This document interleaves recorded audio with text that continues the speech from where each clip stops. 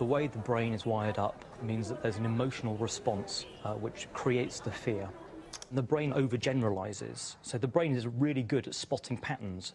And what it does, it will have one experience and then go, every time I do this from now on, it's probably going to be the same.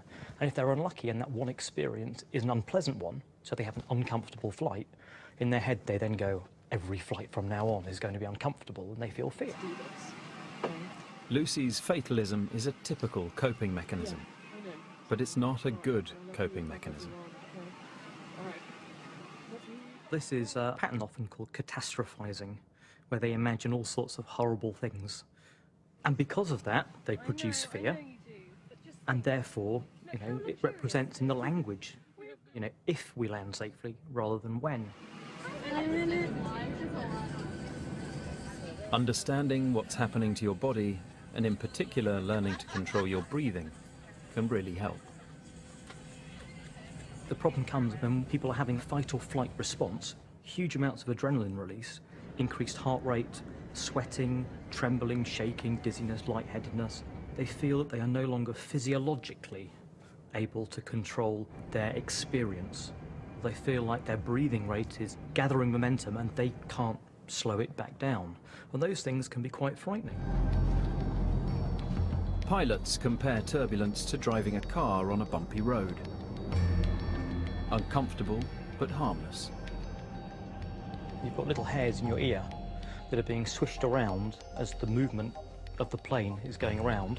And if someone is anxious, and they've got lots of adrenaline, and literally their senses are keener and heightened, all the movement of the hairs in the ears are amplified, and that feeds the anxiety.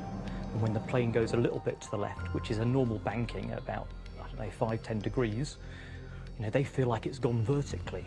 And it's just not. It's their heightened senses kicking off, essentially.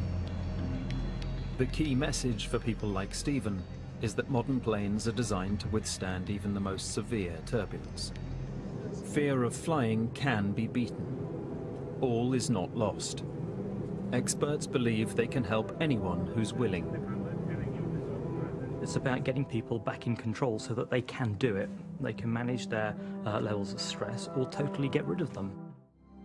For me, the thing that upsets me is the thousands of people that are sitting around at home who have an anxiety, have a phobia, and there are such good techniques now for treating these things that, they should be coming in leaps and bounds, hoping and learning how to take control of their own neurology. No one should be suffering from anxieties or phobias over things that really pose no threat.